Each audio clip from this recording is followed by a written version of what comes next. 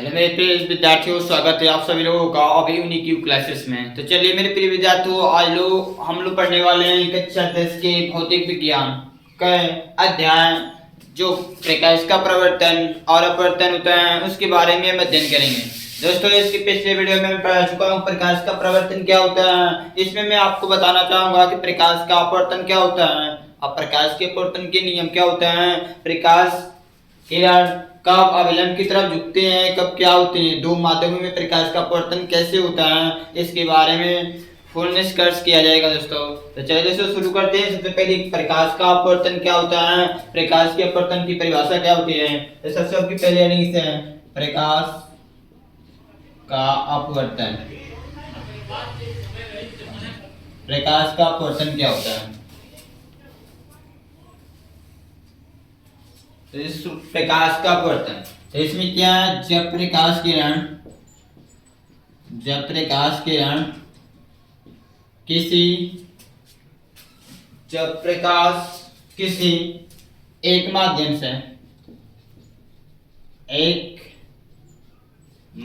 से दूसरे माध्यम में प्रवेश करता है तो जब प्रकाश किसी एक माध्यम से दूसरे माध्यम में प्रवेश करता है तो वह अपने मार्ग से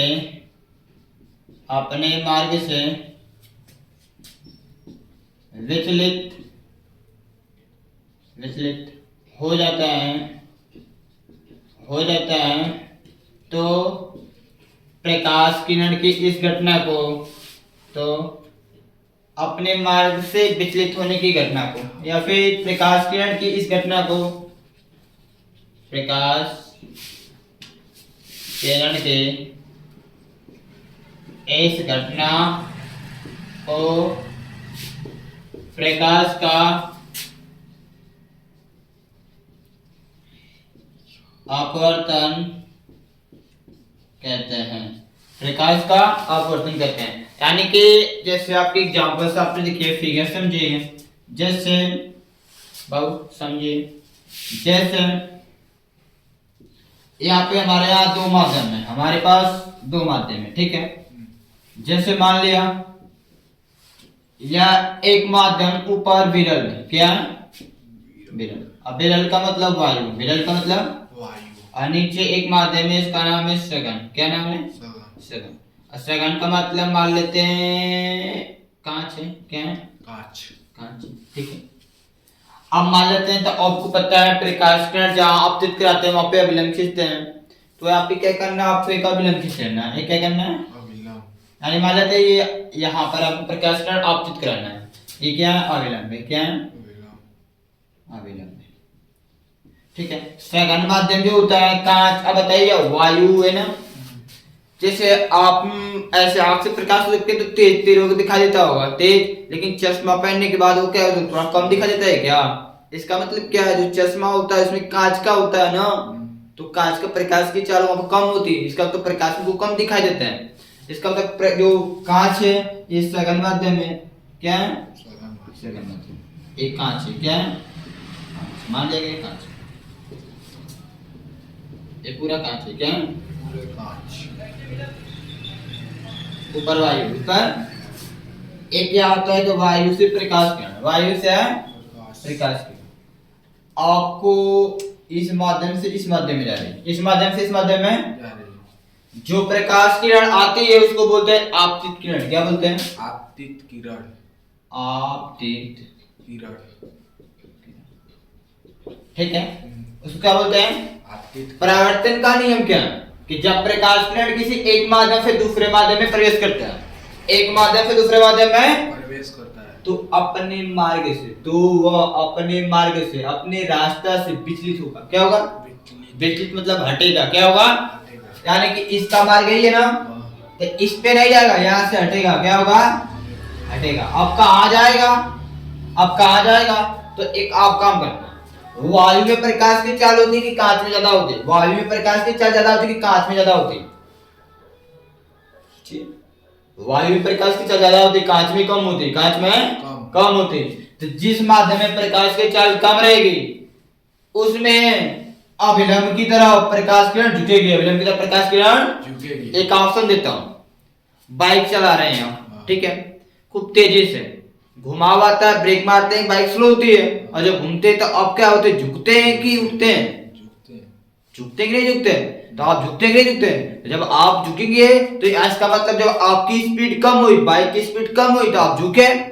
तो ठीक वही कंडीशन इसमें भी है, जब प्रकाश की चाल कम होगा, प्रकाश की चाल तो जो अपवर्तित किरण है, जो अपवर्तित किरण वो अभिलंब की तरफ झुकेगी, अभिलंब की तरफ झुकेगी, ठीक है, अभिलंब की तरफ क्या होगी? झुकेगी।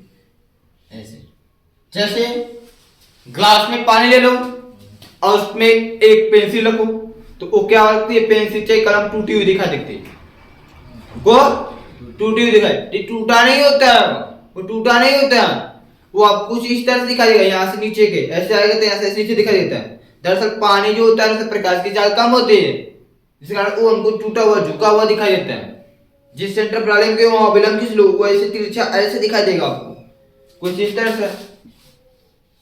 जैसे हमारे तो एक ग्लास है, यहाँ पे इसमें सब पानी है, क्या है पानी, या इस रेंज तक पानी, इस तरह नहीं, ठीक है। इसमें मैंने एक पेंसिल को ऐसे रखा, एक पेंसिल को ऐसे कोई तो आपको ये ऐसे नहीं दिखाई देगा। अब ये आपका यहाँ डाले है ना, ये आपका उसमें वापस है, अब यहाँ से कुछ इस तरह दिखाई देगा, टूटा हुआ ये पार्ट आपको दिखाई देगा, ये वाला पार्ट, ये जो पार्ट है ये आपको दिखाई देगा, समझ में आ रही बात? वो ये नहीं दिखाई देगा, ये वाला देखे, ये झुकेगा, क्या होगा? झुकेगा। तो यहाँ पर ये अभिलंब खींच लिया तो अभिलंब के पास ये आपका झुकता है, क्या होता है? झुकता है। वही कंडीशन है, झुकता कब है? जब इसमें प्रकाश की चाल कम हो, प्रकाश की चाल कम हो, यानी इसमें ज्यादा प्रकाश की चाल होती है तो झुकता नहीं, उठता, क्या होता है? उठता होता है। यानी कि अब यहाँ पर देखो आपतित किरण वही, और ये जो किरण निकाल रही है इसको बोलते हैं अपवर्तित किरण, अपवर्तित किरण, अपवर्तित, अपवर्तित, ठीक है। जो किरण आती है उसको बोलते हैं आपतित किरण, और जो अपवर्तन के पश्चात निकलती है उसको अपवर्तित किरण, क्या बोलते हैं? क्या होता है वो? अपवर्तित, अपवर्तित किरण, और इसको आपतित किरण, ठीक है। अब ये क्या करना है, अभिलंब और आपतित किरण के जो बीच कोण बनता है उसको आई से दिखाते हैं, किससे? आई से। और इसका नाम होता है आपतन कोण, क्या है? आपतन कोण, आपतन कोण, आपतन कोण। और अभिलंब है, अभिलंब और अपवर्तित किरण के बीच में जो कोण बनता है उसको आर से दिखाते हैं, जिसको बोलते हैं हम अपवर्तन कोण, अपवर्तन कोण, क्या बोलते हैं बाबू? अपवर्तन कोण, आपतित किरण, आपतन कोण, अपवर्तित किरण, अपवर्तन कोण, अपवर्तन कोण को आर से, आपतन कोण को आर से। और क्या इसमें सीखना है, इतना बात समझ आई? अच्छा, इस माध्यम को चेंज कर दे रहा, माध्यम को चेंज, इसको ऊपर उसको नीचे, मतलब कांच को ऊपर वायु को नीचे, तो क्या प्रभाव पड़ता है देखते हैं। जैसे माध्यम को चेंज कर देते हैं, जैसे मान लेते हैं, देखते हैं यहाँ पे यहाँ पे प्रकाश किरण अभिलंब एक है, अभिलंब, ठीक है। कांच को ऊपर करना है, मतलब सघन को ऊपर करना है, सघन को ऊपर, सघन, सघन का मतलब कांच, सघन का मतलब नीचे विरल, नीचे विरल का मतलब वायु, विरल का मतलब ये सब कांच है, क्या कांच है,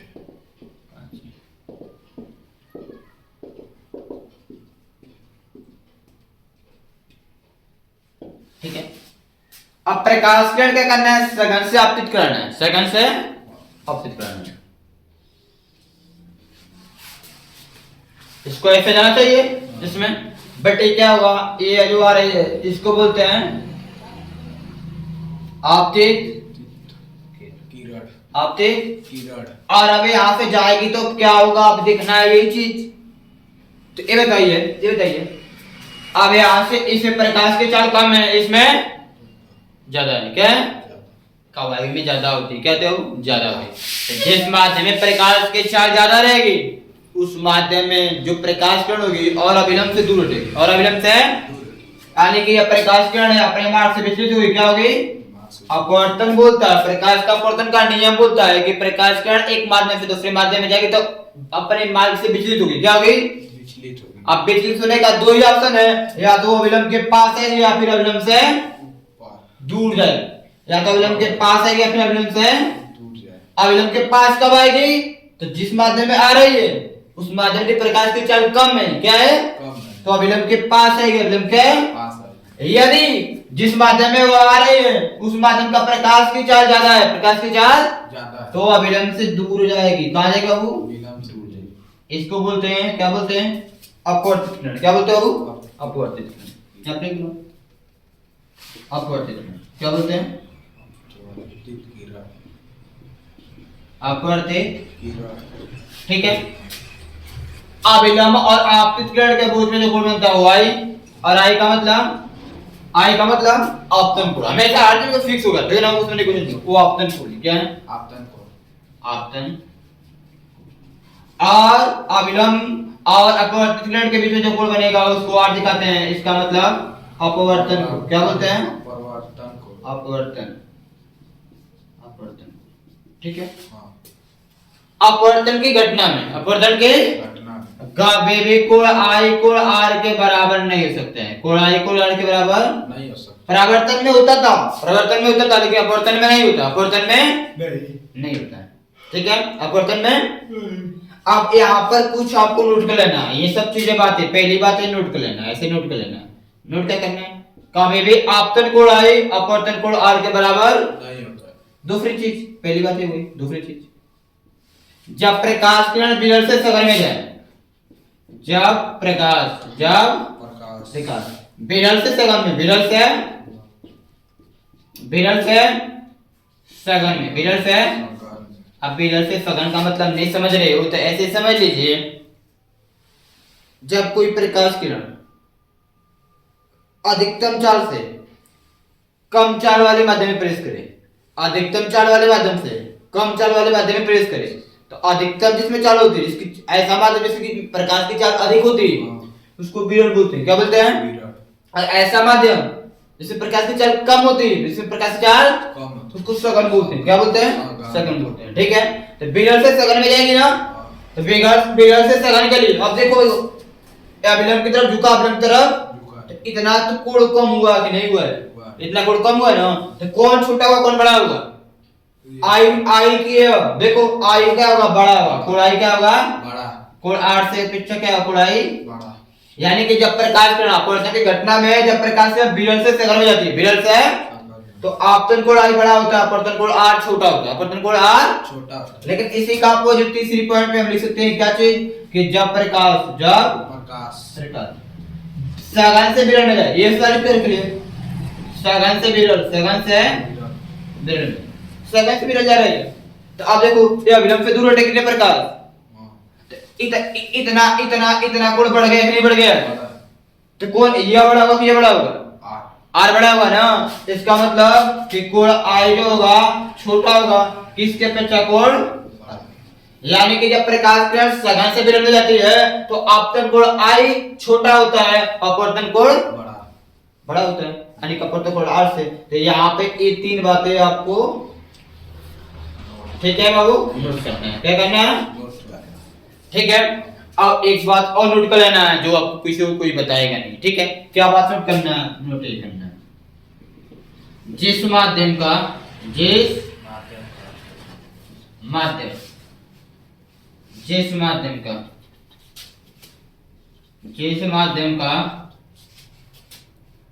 अब जिस माध्यम में ऐसे लिखते हैं, जिस माध्यम में प्रकाश की चाल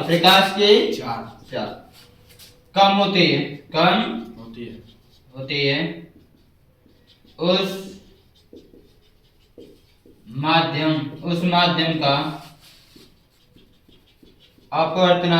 उस माध्यम का अपवर्तनांक ज्यादा होता है। ठीक है।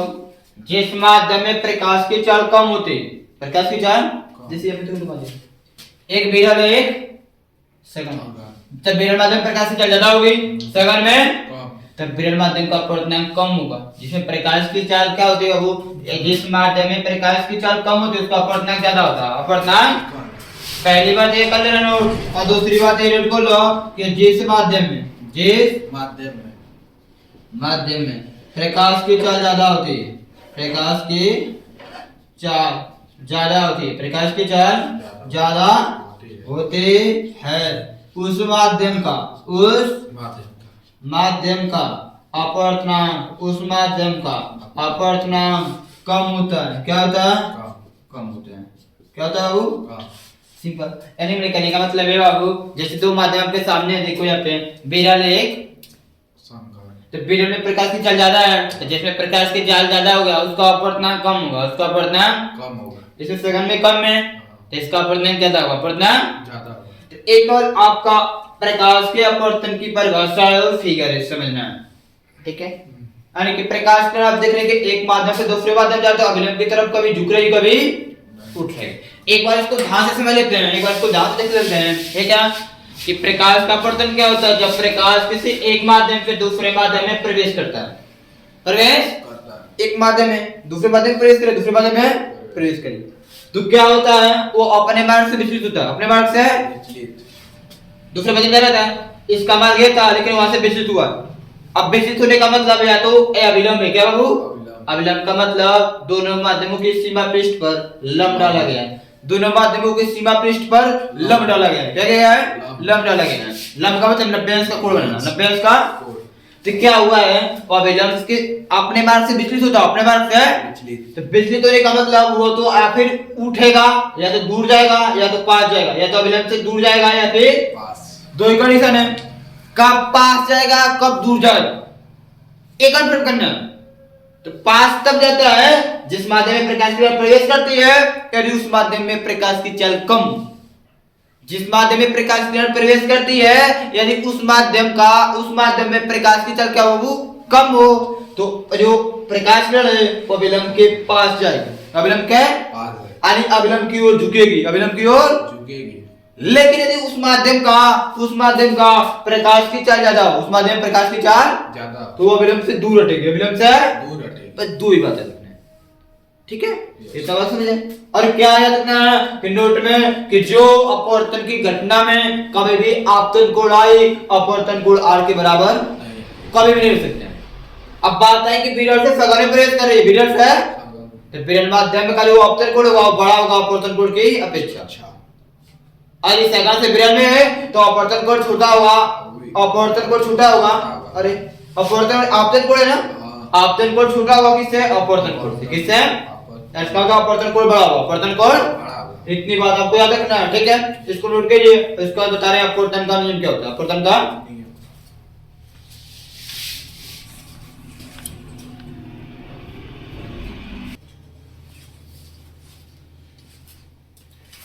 तो देखते हैं प्रकाश के अपवर्तन के नियम, प्रकाश के अपवर्तन का नियम, ठीक है?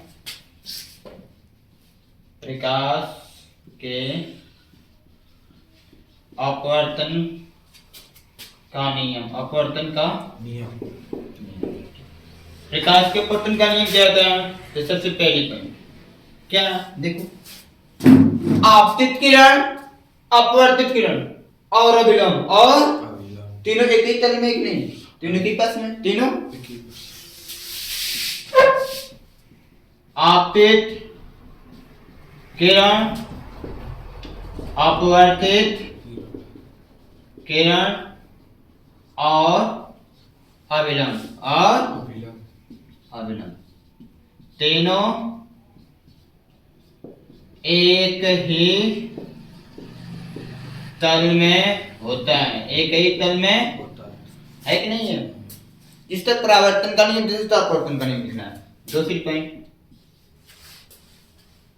आपतित किरण और अभिलंब के बीच के कोण को क्या बोलते हैं? आपतन कोण। आपतित किरण और अभिलंब के बीच जो कोण बनता है उसको क्या बोलते हैं? आपतन कोण। और अपवर्तित किरण और अभिलंब के बीच जो कोण बनता है उसको अपवर्तन कोण, उसको क्या बोलते हैं? अपवर्तन कोण। आपतित किरण,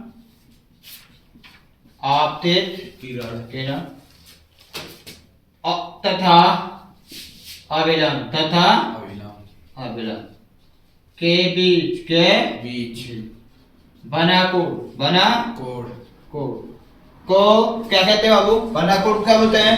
आपतन कोड। क्या बोलते हैं? आपतन आपतन आपतन कोड।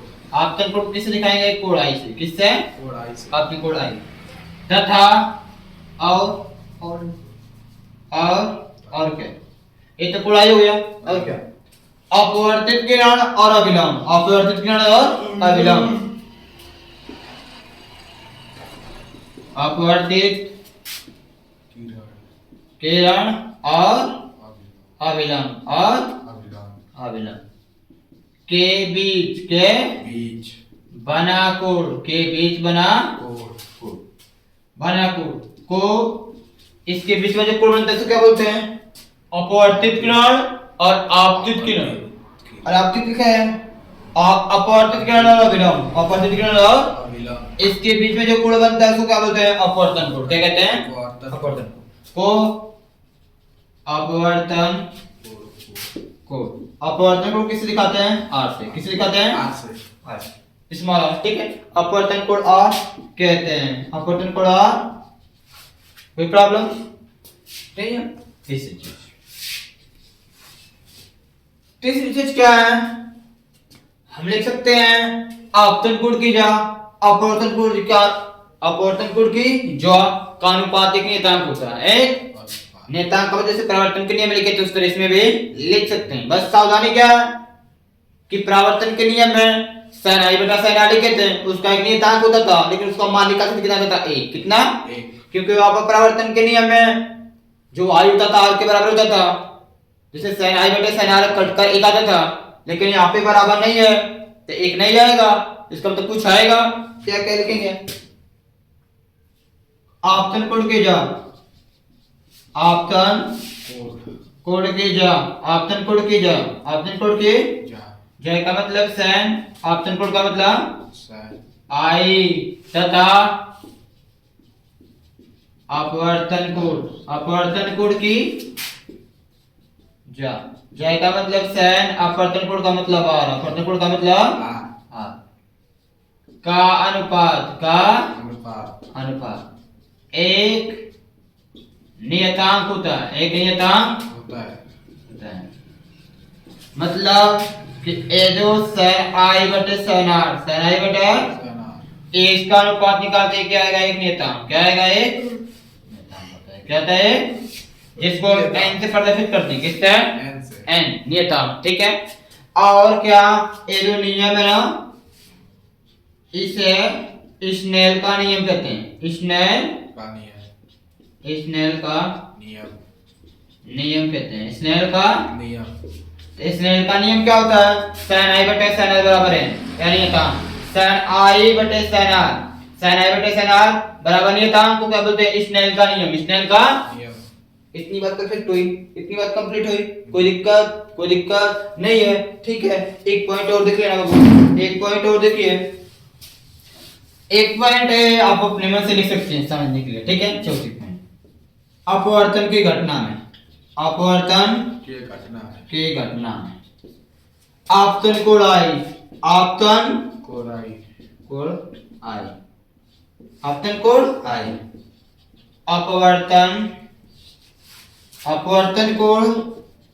आर के बराबर नहीं होता है। के बराबर नहीं होता है। ये बात तो फिक्स है। नहीं होता है। इसका मतलब कभी भी sin i जो होता है जो i कोड होता है वो r के बराबर नहीं हो सकता है। जो आपतन कोड i है वो अपवर्तन कोड r के बराबर नहीं हो सकता। ठीक है। इतनी बात समझ आए? तो इतनी आपका अपवर्तन का नियम हो गया। आपतित किरण अपवर्तित किरण और अविलंब तीनों एक ही तल में होता है। ठीक है। और क्या लिखा गया है? अब आपतित किरण और अविलंब के जो बीच कोण बनता है उसको आपतन कोण I कहते हैं। अपवर्तित किरण और अविलंब के जो बीच कोण बनता है उसको आपतन कोण R कहते हैं। और आपतन कोण की जो अपवर्तन कोण की जो का अनुपात एक नियतांक होता है जिसे स्नेल का नियम। अपवर्तन की घटना में कभी भी जो कोण I होता है कोण R के बराबर नहीं हो सकता है, कोणार्क के बराबर नहीं हो सकता। ए हो गया आपका अपवर्तन का नियम। ठीक है, तो फ्रेंड्स नोट कर लीजिए।